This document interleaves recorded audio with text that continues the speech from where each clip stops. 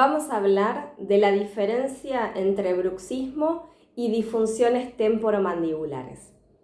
El bruxismo, vamos a recordar, es una entidad, una patología, un síntoma, una causa, ¿sí? En la cual vamos a tener dolor cervical, dolor mandibular, de oído, cefaleas, deficiencia en el sueño, estrés.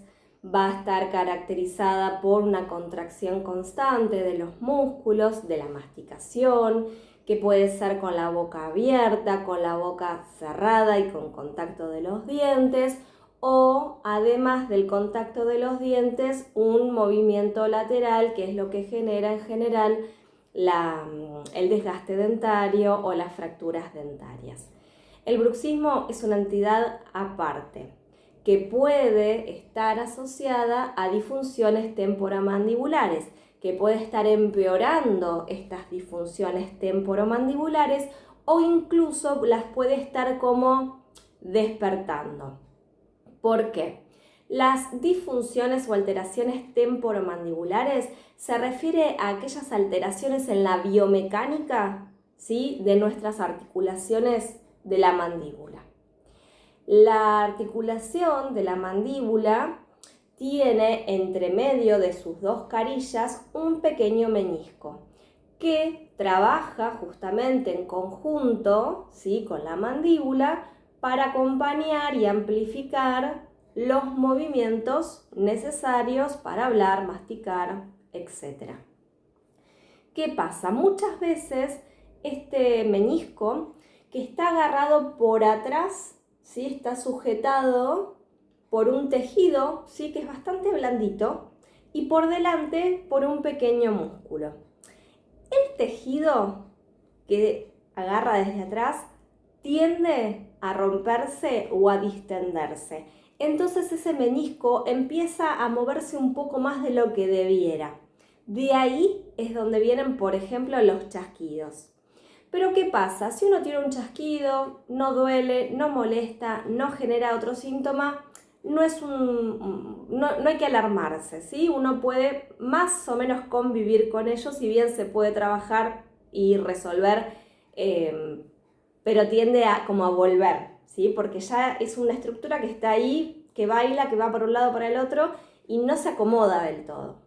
El problema está cuando este disco, este meñisco, queda trabado entre las carillas articulares en una posición de apertura o de cierre de la mandíbula, ¿sí? Son esos casos en que los pacientes vienen con la mandíbula totalmente cerrada o totalmente abierta, sintieron, bostezaron y quedaron ahí y no pueden volver a una posición normal. Es un caso extremo, ¿sí? De ahí hacia atrás hay muchísimos estadios y muchísimos niveles de complejidad. Desde un chasquido simple hasta que se nos trabe la mandíbula. ¿Qué más puede suceder? Puede suceder que esto esté pasando en un lado, ¿sí? Y en general es donde tenemos dolor, tenemos el chasquido, sentimos que el problema está ahí. Pero en general el problema está del otro lado. ¿Por qué? Dijimos que estas articulaciones trabajan como hermanas, ¿sí? Trabajan las dos juntas. En teoría, de forma lo más simétrica posible al abrir y cerrar, y en concordancia cuando estamos haciendo otros movimientos de diducción, anteropulsión, etc. Cuando de un lado, ¿sí?, supongamos que acá sentimos el chasquido, sentimos más dolor, etc. En general, de este lado, esta articulación va a estar mucho más comprimida. Y va a estar en general bastante más comprimida por nuestro músculo macetero, ¿sí?, que la sostiene ahí agarradita, nuestro músculo también el temporal. ¿Y qué pasa? Si este no se puede mover, este tiene que cumplir la función del que no lo está haciendo. Entonces, al abrir, cerrar, masticar, este se va a ir más, va a ir mucho más allá, ¿sí?, de lo que debiera estar trabajando.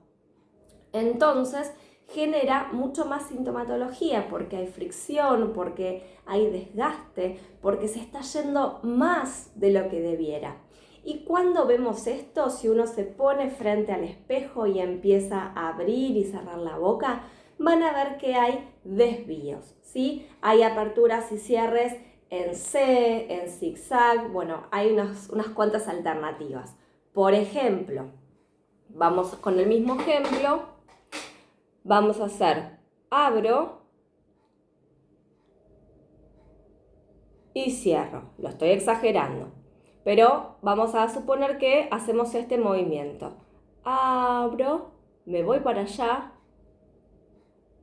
y cierro. ¿Por qué? Porque cuando uno empieza a abrir, este no quiere. Entonces este abre de más y como abre de más se va a desviar para allá y este está agarradito, entonces no lo va a dejar salir y llega a un punto donde abre y ahí compensa y vuelve a la línea media, ¿sí? ¿Se entiende? Por eso son las desviaciones cuando uno abre y cierra, porque hay una que está trabajando de más y una que está trabajando de menos. ¿Es más complejo? Sí, porque puede ser que depende del grado de apertura, sea una la que trabaje más y la otra menos, etc. Eso lo vemos en el consultorio, con osteopatía, con kinesiología. Pero en líneas generales es esa la explicación de por qué a veces cuando uno nos vemos, ¿sí? Abrimos y cerramos y la mandíbula se va para cualquier lado.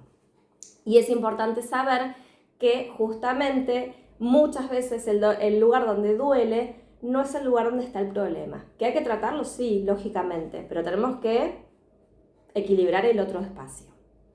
Bien, entonces, las alteraciones de la articulación temporomandibular son una entidad biomecánica, ¿sí? De la función, de lo que está sucediendo bien adentro de la articulación. Pero ¿quiénes mueven esta articulación? Los músculos. Esos músculos, los mismos que están implicados en el bruxismo. Entonces, si yo ya tengo una alteración temporomandibular de base y comienzo a tener bruxismo, es probable que esa disfunción empeore. Y al revés, suele pasar que si uno empieza con bruxismo y tiende, por ejemplo, a masticar siempre del mismo lado, a que falte una pieza dentaria, entonces uno acomoda el alimento de una forma en particular, ese bruxismo va a estar abriéndole un poco las puertas a una futura disfunción temporomandibular, ¿sí? Entonces, ¿son entidades diferentes? Sí, pero se van a estar afectando mutuamente y potenciando. Este es el problema.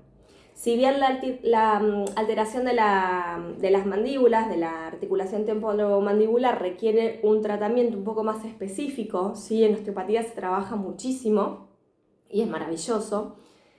Los ejercicios que uno trabaja en el curso de bruxismo son maravillosos para ya ir relajando y para ya ir enseñándole, reeducando a esa mandíbula a que vuelva a trabajar de forma más simétrica, ¿sí? Volvemos a lo mismo. Hay un trabajo que debemos hacer en consultorio, pero lo que hagamos en casa, lo que reforcemos en casa, va a hacer que ese resultado, que esa corrección se mantenga en el tiempo. En cuanto a las causas de las disfunciones temporomandibulares, bueno, justamente es eso. A veces simplemente por estar masticando siempre de un lado, porque nos falta una muela o nos molestó en su momento y quedó un mal hábito, eso puede estar generando esta alteración. También alteraciones más complejas dentro del cráneo que hacen que se roten los huesos temporales y ya haya una biomecánica medio alterada, así no está tan simétrico, entonces ya una empieza a trabajar más que la otra. Es muy frecuente ver que cuando no se trabajan estas alteraciones a largo plazo, esa mandíbula, ese lado que trabajó mucho más, empieza a tener signos de artrosis, empieza a tener signos de degeneración. Por eso también es importante empezar a trabajarlo y empezar a balancear nuestra mandíbula, nuestro funcionamiento. En cuanto a los síntomas, son muy parecidos al bruxismo, porque va a haber más dolor, cefaleas, tensión cervical, tal vez son síntomas un poquito más localizados y podemos tener esto de que en general va a molestar más de un lado que del otro, pero en sí los síntomas son muy parecidos.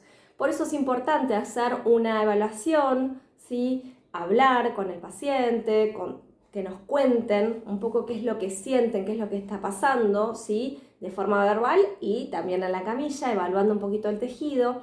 Y entonces separar estas dos entidades, porque si bien hay que trabajar las dos, se trabajan diferente, ¿sí? Se complementan negativamente ellas, pero se complementa también el tratamiento.